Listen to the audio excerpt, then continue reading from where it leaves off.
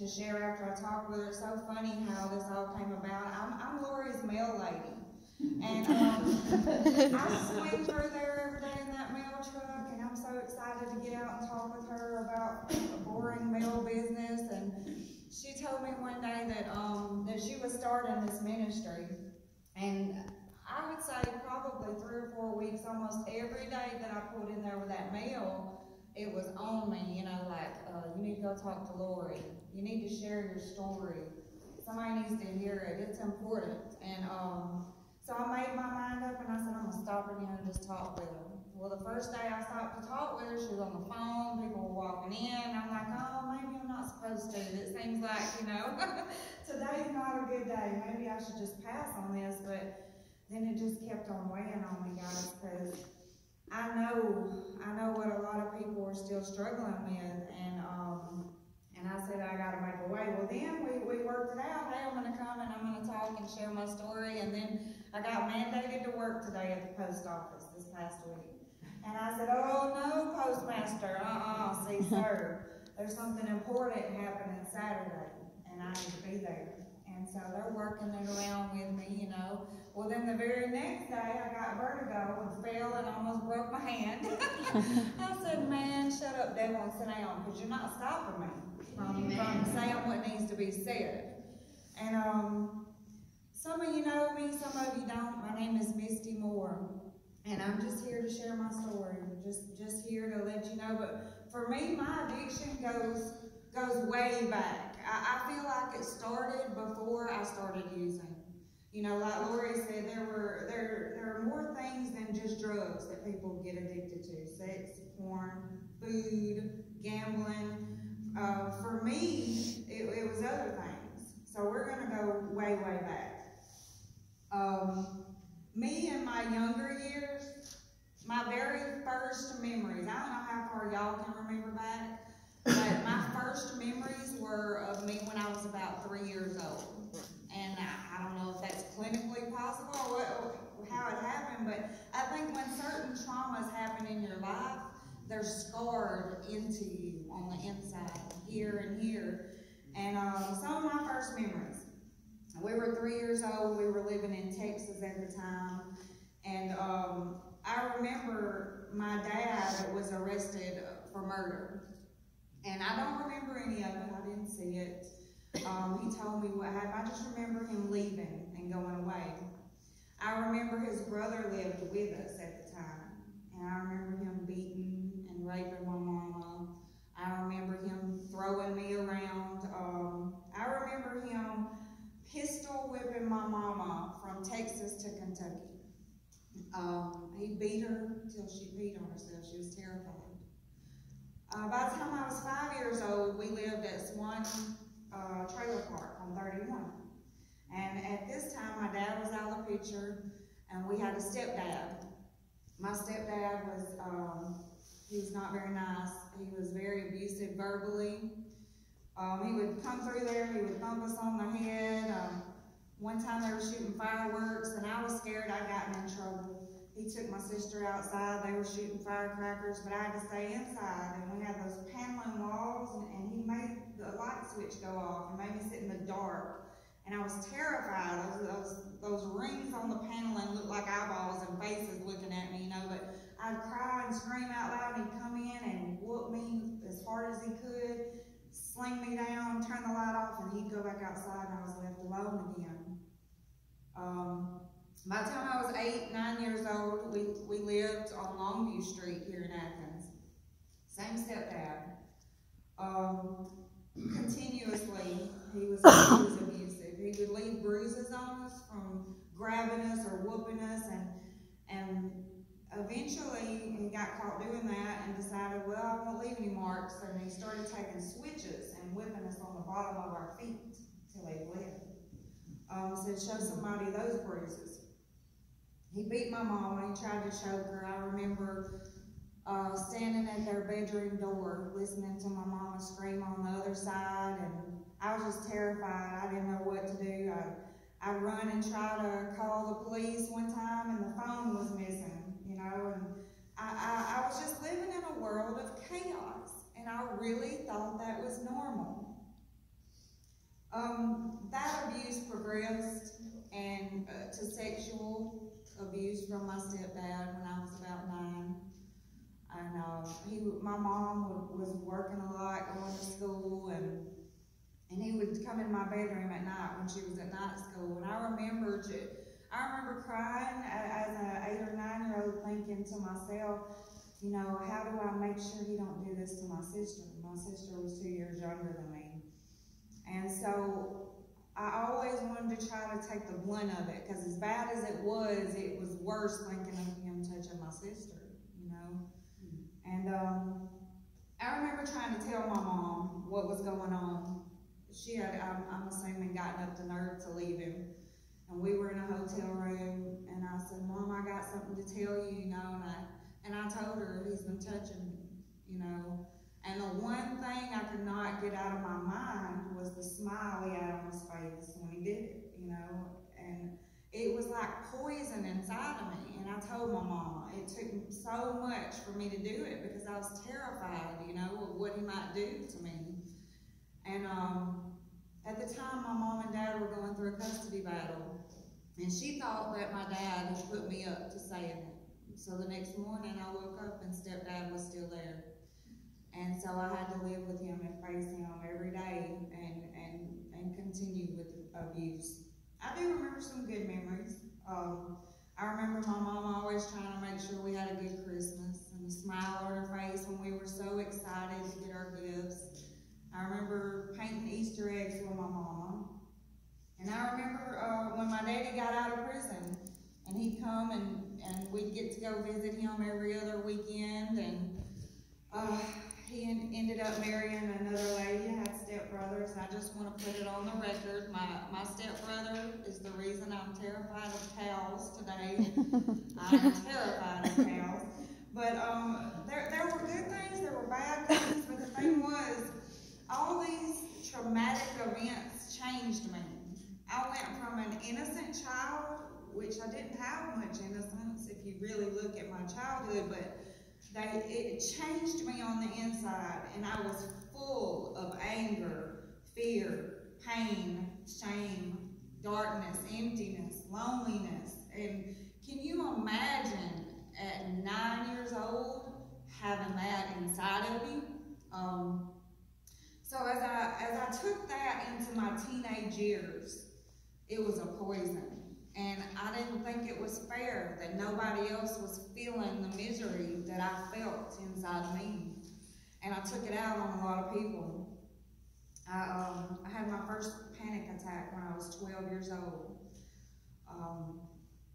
Man, I didn't fit in. I had 2 friends the whole time. One of them, I pretty much befriended her because everybody bullied her, and I felt sorry for her. And another guy, he's been my lifelong friend. He tried to keep me out of trouble. You know, I know he knew some of my struggles, but nobody ever really knew what was going on with me. Nobody knew why I was turning into a bully, why I was acting out, why I was fighting people, why I was running away, why I was hanging out with the wrong crowd and getting in trouble.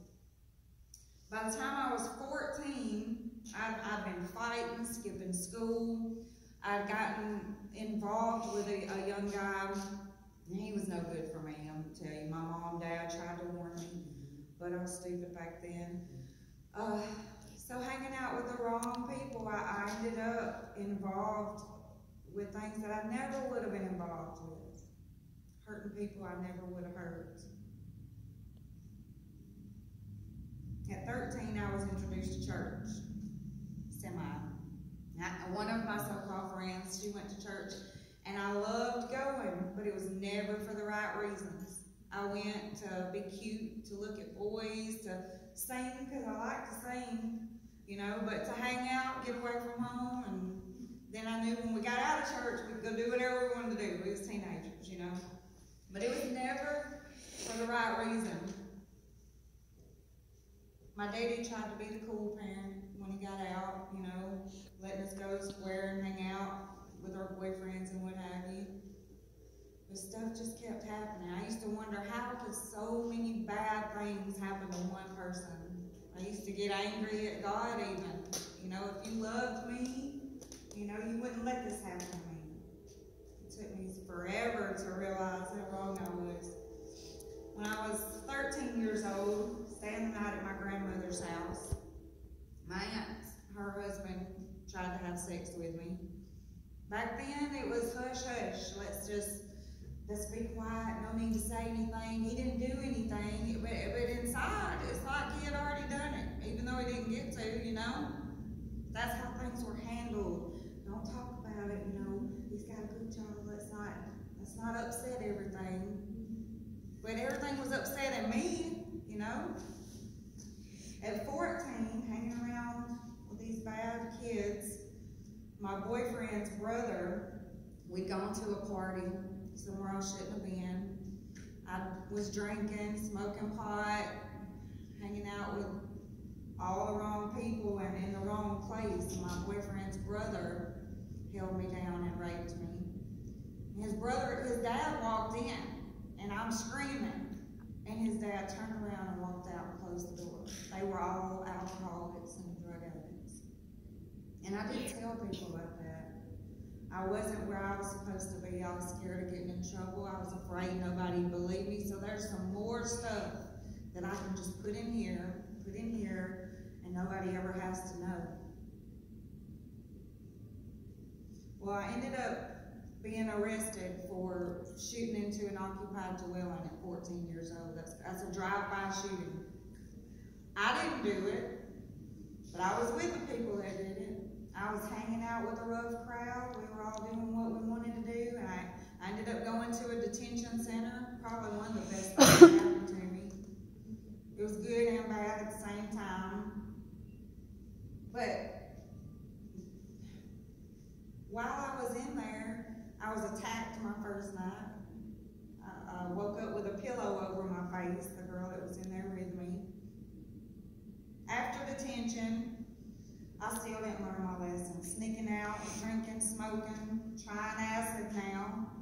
Because the thing about it is, reality felt horrible. It hurt. It didn't feel good. I didn't want to feel it anymore. 16, I ran off, pretended like I got married. You know, just rebelling. I honestly, I can't say that I loved him. I had two beautiful girls later on, but I just was running. Didn't know really how to say what from or what to. I was just running. I straightened up for a little while, got my GED, got my nursing license. I was an LPN for 12 years. I had my first daughter at 19, my second one at 21, and they were everything to me.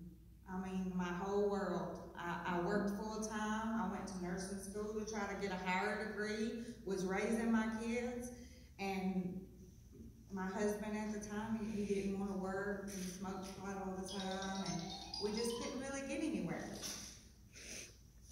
But no matter what, I was just always miserable.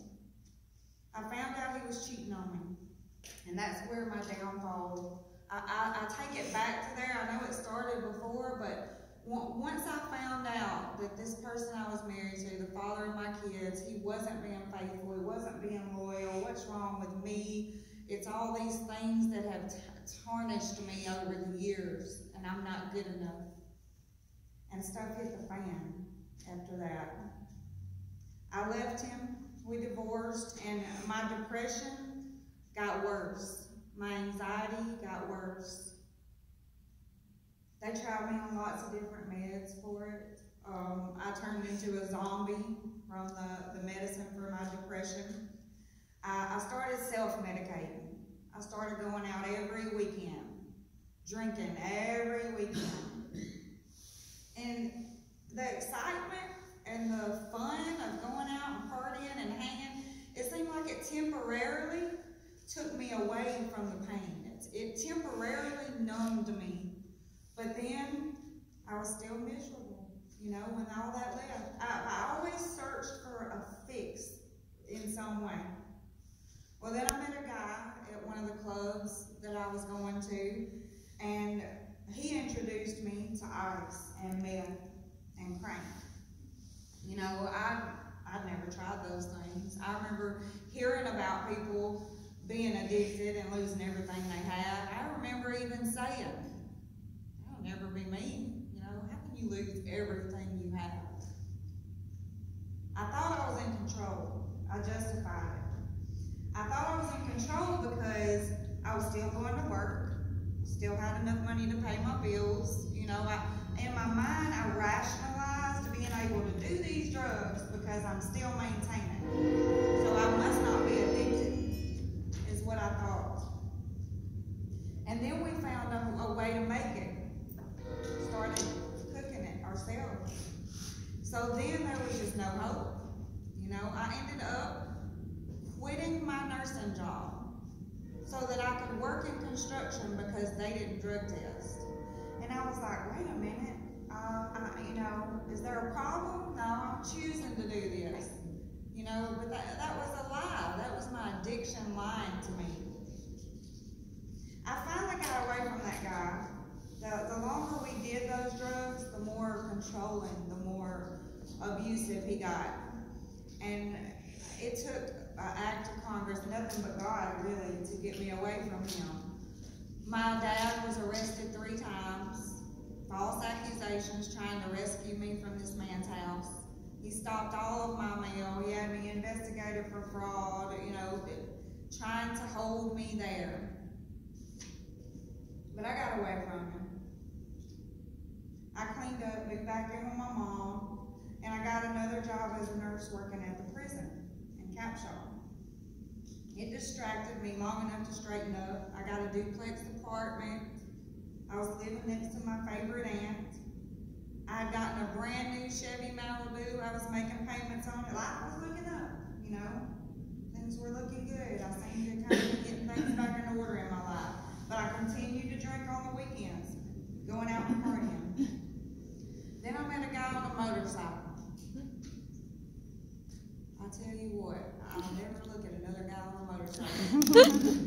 I guess the excitement or the thought of the excitement that would come with somebody like him, I was just drawn to it. And we started dating, moved in pretty quick. We started doing drugs together, cocaine, crystal, smoking pot. And then one weekend, it was a dry weekend. Some of y'all know what that means. It means nobody had nothing. Nothing we were trying to get. The meth, you know, the crank. And he says, well, I have a friend. He's got something. It's not that strong. And Satan entered stage left. There was crack cocaine. Something I said I'd never do. But I said, well, I'll try it. It's not that strong. I've been maintaining on this other stuff. A devil drug, you're right, Lori. I knew about it, but I didn't know enough about it. I'd maintained on other stuff, so I thought, well, this is no different. But from the moment I tried that drug, it was over for me. I went numb all over. My heart beating was the only thing I felt or heard. I was frozen, like I literally could not move. I didn't blink. It was almost like my mind and my soul and every part of the inside of me left my body for a moment. There was no pain, no feeling, no nothing. For a moment. And then rushing all over me was the dread that came after. Dread, sickness, aching, emptiness, loneliness, pain. But I didn't want to feel, you know.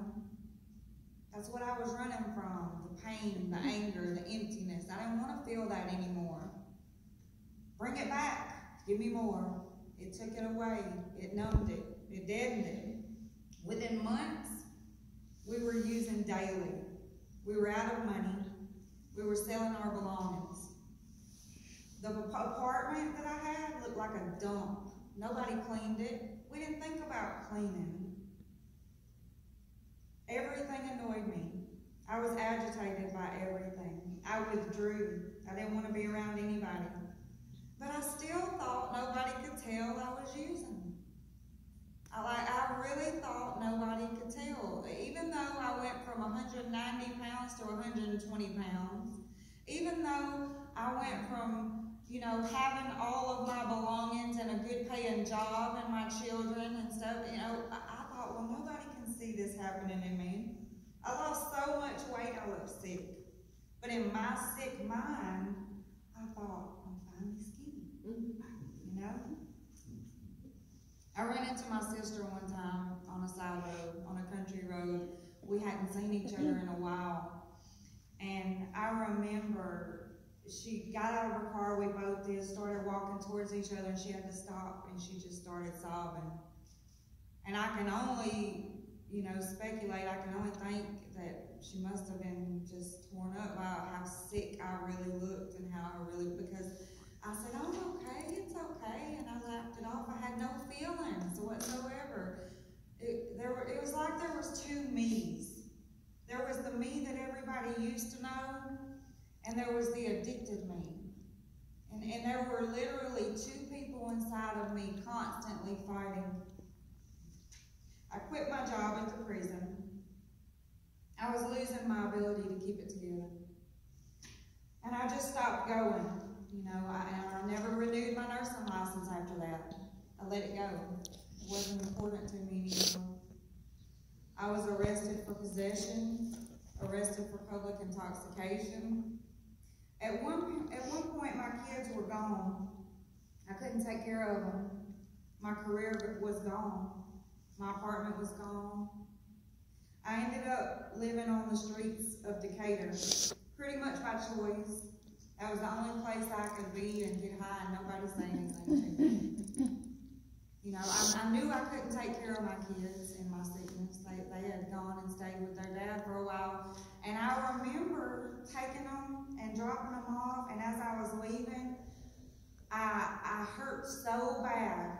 I watched them, and I know that they were wondering, where's my mama going? And it hurt so bad to leave them there. But I knew I couldn't take care of them. On the streets of Decatur, I was so tired one night. I was so scared. We'd seen lots of sketchy people walking around, but I was so tired and I didn't have anywhere safe to go. So I went to Home Depot. We walked there and I slept on a display porch in Home Depot till they ran us off. Another night I begged the waitress at a Waffle House to please just let me lay my head on the table. Another night I was attacked by a girl with a blade because we both had drugs and she wanted mine.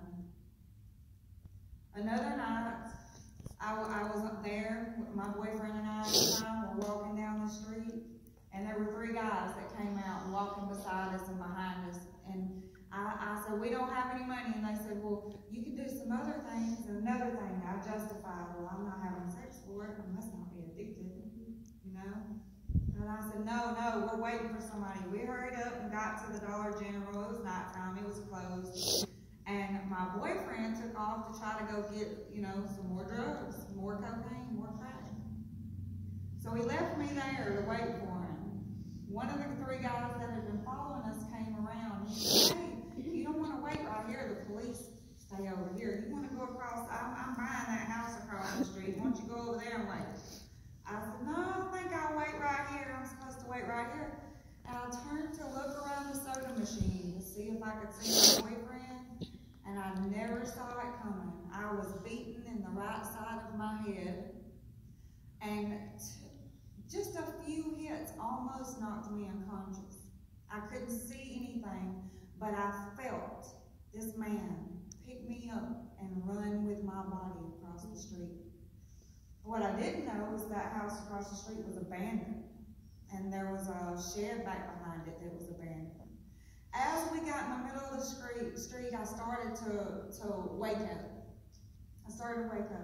I was screaming, I'm fighting, it's your life. I thought I was about to die. And the only thing I can say is it had to be God.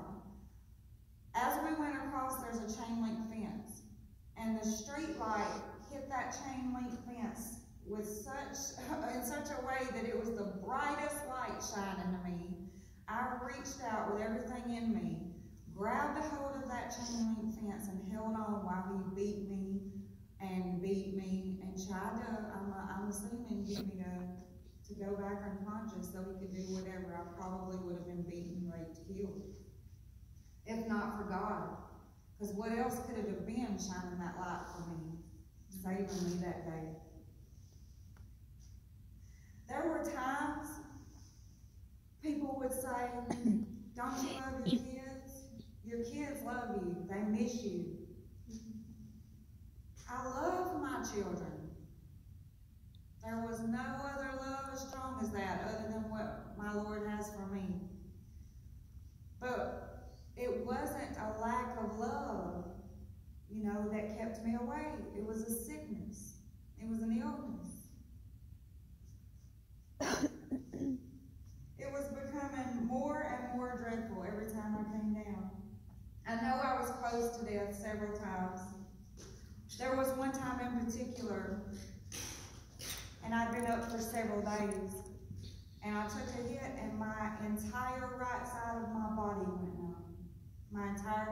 And I remember, I'd been through nursing school. I said, oh my God, I'm having a stroke. And then my disease said, no, probably your anxiety. You're fine. I continued to do drugs for 2 more days. I don't know how, other than God, am I still alive.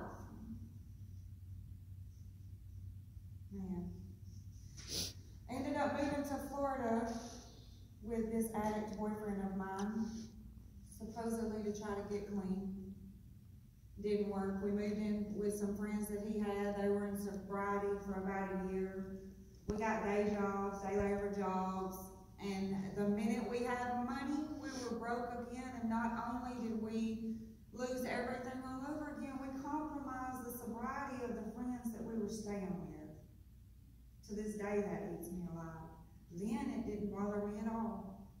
I do have a conscience. I do have a soul. But my addiction was in control of that, all of it. Again, we lost everything. From that point, it was over. It didn't matter what it was. It didn't matter how it was consumed. All I know is I had to keep using. I had to keep doing. I was falling into a black hole. There was nothing else I could see. There was nothing else I could think of. We bribed, we lied, we stole all the way from Florida to Alabama to Georgia to Tennessee to cover our gas money, a little bit of food, but mostly our habit. And that caught up pretty quick as well. I remember my mom crying, you know, so many times. I'd get clean for a few minutes, you know, I'd relapse. It was hardest on her. I straightened up for a bit. I got rid of that guy. And I worked for a while at my mama's store. She was terrified because I'd saved up enough money that I could buy a old beater car. She knew that there was a risk. Anytime I had money, anytime I had a way to go, that I may not come back home. There was a time when there was not a person in my family that would give me a $5 bill. I don't care what I needed. They'd say, what you need, let's go get it. No money. But it was what had to be done. I eventually got a job making fast money, easy money, in an environment full of drugs and alcohol. What a great choice that was, right? But my disease lied to me again. Because in my mind, I thought, well, alcohol never took everything from me. I've done powder cocaine before. I kept that under control. It was this other drug, crack cocaine. That's what took everything from me. I can do this. No. A little while longer, everything was gone again. But then I met my boyfriend then, my husband now. I was 23 years old. After about 6 weeks of him trying to get me to go out with him, I finally did. He knew I drank. He knew I smoked some pot, but I couldn't tell him the other things. Even though I thought I had it in control, I was embarrassed You know, the stigma. Look how everybody judges people who do those kind of drugs. I can't tell him that yet. But it didn't take long because instantly we connected. We moved in with each other. So it wasn't very long before I was missing for 2 or 3 days at a time again. Yeah. He thought I was seeing somebody else. He thought I was cheating on him. And I said, well, I need to tell you what's happening. It's getting worse. And so I did. I don't think he really understood how serious it was. I think he just wanted to stay with me and be with me. But my addiction was getting worse. I was smoking it again, and now I had started shooting up. I was stealing needles from my stepdad. He was a diabetic. And I was actually driving down the road, loading needles, injecting while behind the wheel. Didn't have anywhere to go. My car was the only thing I had. I prayed, I cried, I felt immense guilt and pain. I begged God just to end it. And then I overdosed. I actually wanted my heart to blow up. I didn't even know if it was possible, but I said, you know, I can't do this anymore. There were two me's in that battle I couldn't fight anymore in my mind. I was hurting everybody around me. No matter how much I didn't want to hurt anybody, I couldn't stop it. I had no control. And if I couldn't control it anymore, I didn't want to be here. I overdosed. My husband now, he actually is the person who found me. And he was my boyfriend then. Took me to the hospital. I was in ICU for several days, damage to my heart. My ex-husband took full custody of my kids at that time. And I recovered. I couldn't even find help. I went to Bradford by myself one time. My heart rate was 126. They sent me home because I didn't have insurance. I was on a long waiting list with an outpatient place in Decatur, 12 months before they could even start to see me. I may not be alive by then.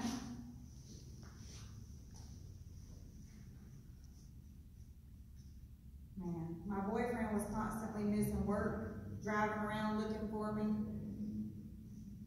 One time at Christmas, my kids were supposed to come and visit me. I'd gone missing a few days before Christmas. And my husband went and got the kids, tried to pretend like nothing had happened, brought the kids back, took care of them while I was gone. And it was 2 weeks later that he found me. 2 weeks. I stole from my mom in her store. I stole from my grandma. I rented and traded whatever car I had so that people could drive it for drugs. I stole tools and pawned them. I stole items from stores, and then I would return those items for gift cards, then sell those gift cards for drugs. I would lie to people at gas stations, at truck stops, whatever I had to do. All for money, all for my disease. But then I realized, after all that, I had a problem. And you would really think that you would see it sooner than that, but that's something that I can't explain. I never saw it. I rationalized. I thought, I'm keeping it together. I believed the lies. I could stay clean for a while, but I'd always spill again. At one point, I went through a court-ordered drug treatment. 3 months. Stay clean. 2 days after I got my certificate and was cleared, I was on the street again. I went through Bradford treatment twice. Some of you familiar with Bradford here? Twice. The first time I left. The second time, I was kicked out. They said I wasn't ready for treatment, I guess. But it affected my family differently. My mama was always quiet and cried and begged me, and I guess she thought that she could love me enough. My daddy was angry. I remember, one time when I left Bradford and my family had paid for it, and he found out where I was, and he said, "You're nothing but a crackhead thief." And it hurt me for years until I realized he didn't know what to do with his feelings and anger and confusion, just like I didn't know what to do with my anger and confusion and pain all those years. My sister, my kids, they all loved me, but nobody knew what to do to help me. Another relapse, over and over again. I've been beaten, I've been raped, I've been abducted, I've been homeless, and I'd overdosed, and it still had control. But breaking free, nothing worked. It was eating me alive. I realized I had no control, no hope. I wanted to give up. I even wanted to die. But my boyfriend decided to get me away from him. In 2006, we moved to Gulf Shores. And I knew nobody.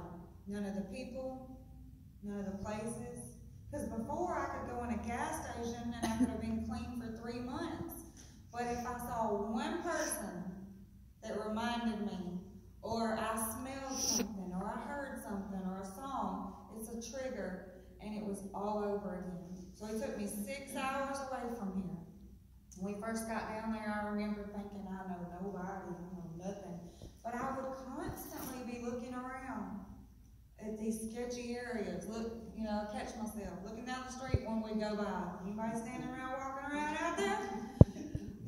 Or I'd see somebody walking around in Walmart, and they look like they, may fit into a certain area, and part of me would want to go up and talk to them to try to see, where do you get it here? But the thing that kept ringing in my head is the fear, like I'm afraid, I don't know these people, what if they threw me, So the distance, number one, getting away from it, 6 hours away from everybody I knew who had it. Number two, not knowing where to get it, where I was. But the user dream started, and that's where I failed a lot of times before. When I'd be clean for 2 or 3 months, the entire time, every time I'd shut my eyes, I was dreaming about using. I would wake up some nights, shaking, crying, fighting people off me. I would dream that I'd have my children in Crack Alley. I'd wake up terrified, thanking God it was just a dream. I was introduced to a church in Foley, Alabama, as I was down there, and I talked to them about my addiction. I talked to them about my struggle and my pain, and they pulled me in. I started singing with the church, and I started feeling good, and it's still, my disease was in the back of my head the entire time, lying to me. Every time we'd start to come back to North Alabama to visit, my stomach would knot up when we got within an hour. I would start sweating profusely. The thoughts would start flooding my head. And I mean 1 year to 2 years being clean and without. If I